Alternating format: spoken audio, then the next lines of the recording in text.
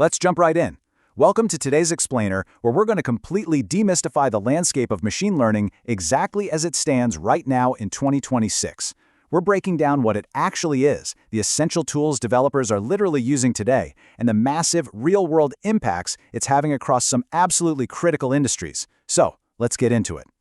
But hey, before we dive into all the complex algorithms, we should probably clear up a really common bit of confusion.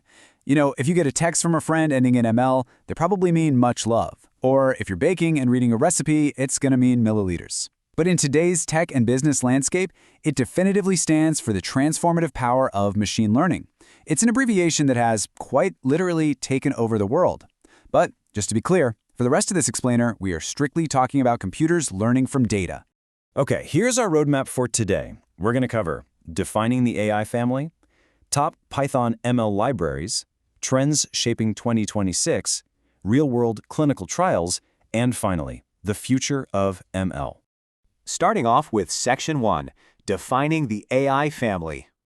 It really helps to think of this whole structure like a set of Russian nesting dolls. On the very outside, artificial intelligence is the broad, overarching concept of creating systems that perform tasks requiring human-like intelligence. And this can even include really simple, rule-based systems. Inside of that, we have machine learning, which is a narrower, heavily data-driven subset that learns and improves on its own without being explicitly programmed for every little scenario. And then, nestled deep inside that one is deep learning. That's the narrowest subset, relying on highly complex, multi-layered artificial neural networks. Honestly, grasping this distinction is absolutely crucial for navigating today's tech landscape. All right, moving on to Section 2, Top Python ML Libraries. These are the essential tools for 2026. Out of the vast and, let's be honest, sometimes completely overwhelming software ecosystem out there, these 7 specific libraries are the ones that truly matter right now. Each one is perfectly optimized for a distinct stage of the development pipeline. You've got your foundational math and data wrangling tools with NumPy and Pandas. Then, there are your traditional machine learning powerhouses like scikit-learn and XGBoost. And finally, the absolute heavy hitters for deep learning and large language models, PyTorch, TensorFlow, and Hugging Face transformers. Now, the most crucial point here is how you actually approach these tools.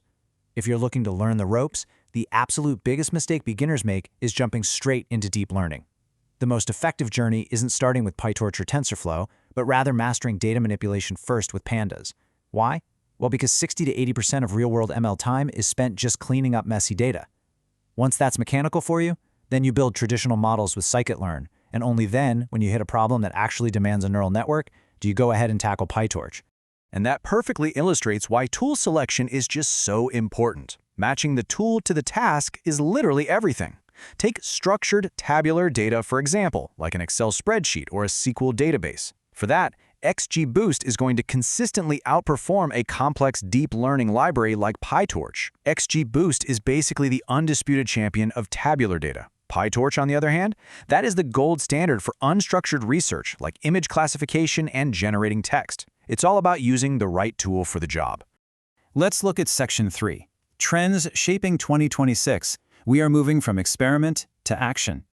So here is a crucial mindset shift we need to talk about. Machine learning in 2026 is less about building smarter models and more about building systems that actually do the work. The era of pure, flashy, headline-grabbing experimentation, that's given way to a relentless focus on reliability, operational costs, and putting models into actual stable production environments. The novelty is kind of worn off, and right now, it is all about execution. And this huge shift toward execution means we are seeing several massive trends unfold. First off, there's the rapid rise of highly specialized small language models, or SLMs. These are just way cheaper and faster for narrow domains than those giant general-purpose models. Second, the absolute necessity of MLOps, that's machine learning operations. We're now treating ML as critical software infrastructure that demands continuous monitoring. Third, generative AI isn't just a fun side feature anymore. It's being deeply integrated into core, everyday workflows. And lastly, there's a huge push for explainable AI, or XAI, because at the end of the day, we need to actually understand and trust how these models are arriving at their decisions.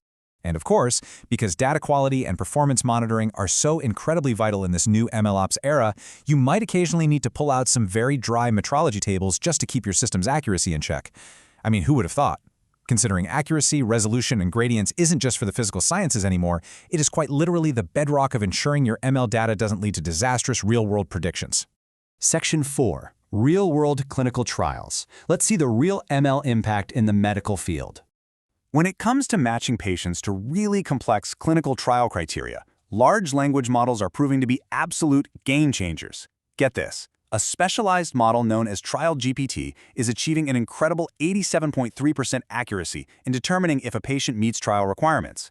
That puts it practically neck and neck with human physicians, who typically sit between 88.7% and 90%.